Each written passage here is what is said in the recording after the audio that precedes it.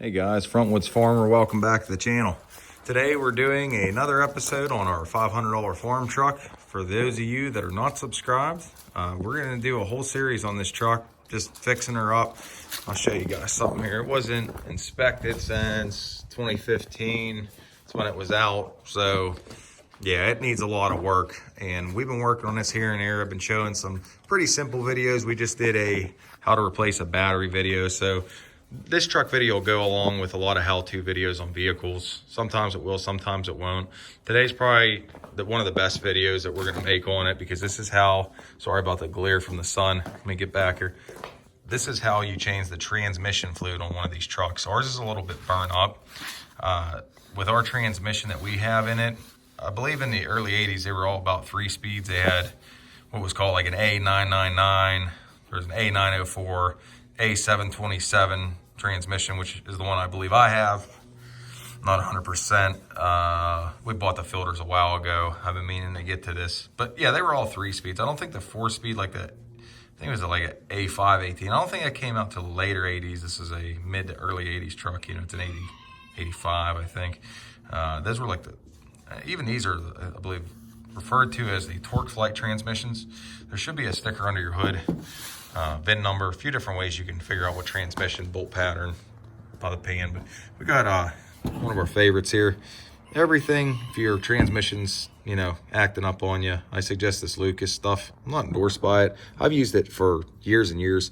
It's really good. It'll actually save transmissions that are burnt up. I've had that happen before. You know, if they're not 100% going, this could save it. Could not. It's worth a try for the money. Full synthetic ATF4 is what they're telling me to put in. Melly, it's good oil.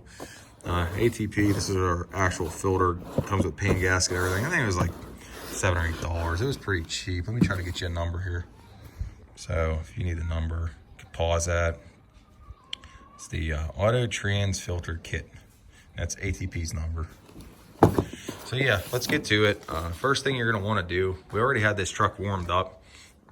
The reason why I warm it up, you want to get the oil to expand nice and hot, come flying out of there, get it all out. Now, you're going to want to really watch this video carefully, because if you don't do this right, you could burn up your tranny or get it to where your transmission's not moving the vehicle back and forth ever again.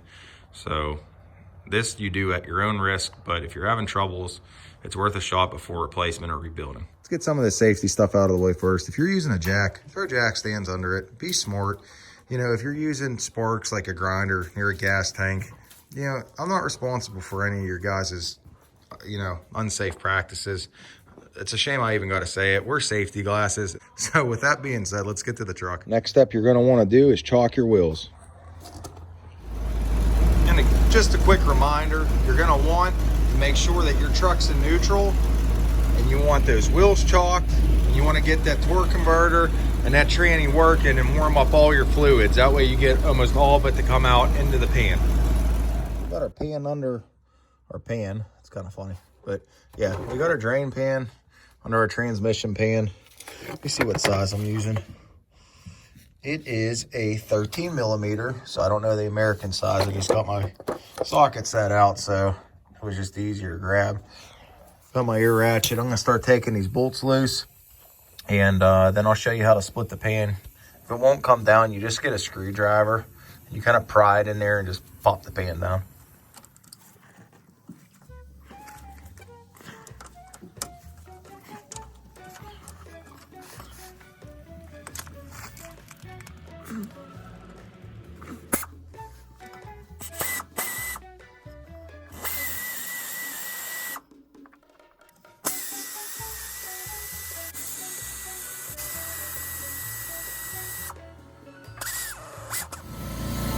All right, so when you remove your bolts, have a little coffee can or like a lid or something, and put it farther enough away you don't knock it over.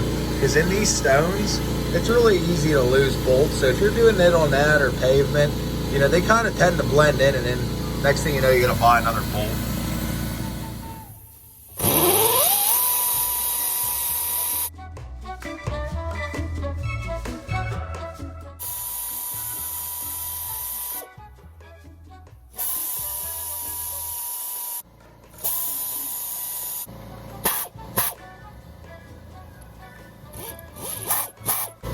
Okay, so what I did is I left these two bolts that are closest to me a little bit loose but still in the pan. I put my drain pan offset on the other side so the oil's not going to spray onto me. And I'll come over here and I'll get a screwdriver and we'll pry this loose, and that'll just drop that pan down and we'll get most of the oil into the pan and not on us.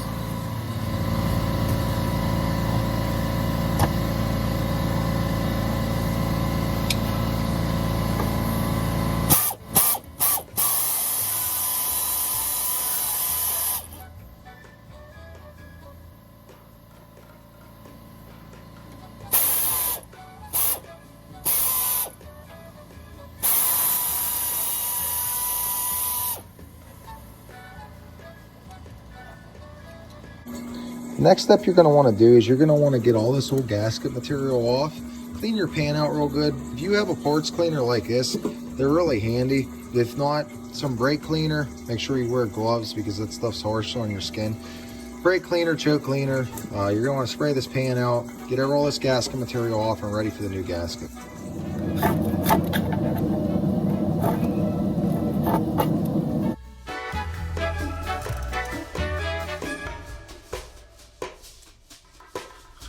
So basically, what you can do is scrape that off like you've seen, and then use a little sandpaper and then a little bit of a Scotch pad to clean this all up. But if you go to Harbor Freight for 10 or 15 bucks, you can get these little like Scotch Brite whiz wheels. They're not expensive at all. And that'll get it like a mirror finish. It's really clean. Because you want to keep these pans clean so the gasket makes a good contact. You're going to want to take out these 3 Phillips head screws, and that's going to drop down your filter. Then we're going to insert the new filter. We've got our gasket on our pan, put our pan back up, and then we're going to tighten this in an X-type pattern.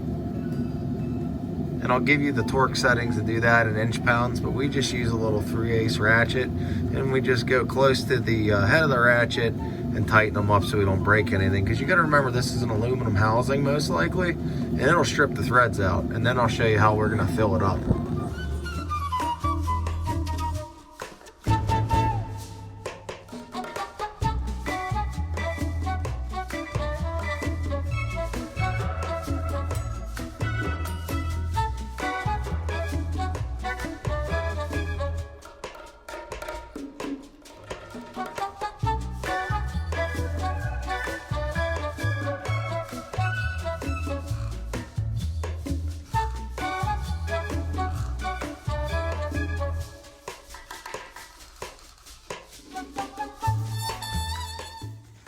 Now that we have our new filter installed, it's time to put on the pan.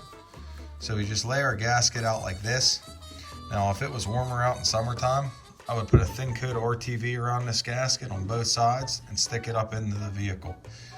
It's cold out, the RTV is not going to do what I want it to do, so we're just going to lightly coat each side in a little film of oil, new transmission oil, and then that'll get the gasket to stick on our pan. It'll be a little easier to work with.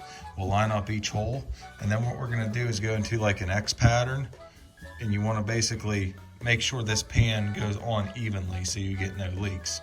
There are specific patterns and specific torque specs, but I haven't used them in the past on these older vehicles. You should, but I do not do that.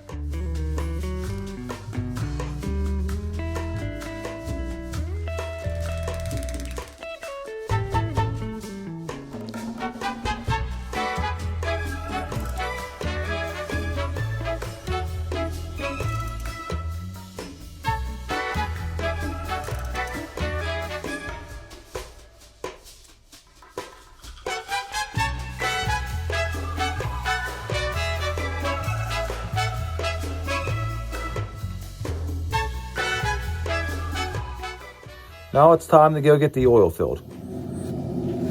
All right, next you pull a dipstick, clean it off, set it aside. You're gonna wanna get a funnel, clean it out. I use brake cleaner and a rag. Just make sure the brake cleaner all dries. Just put it in there.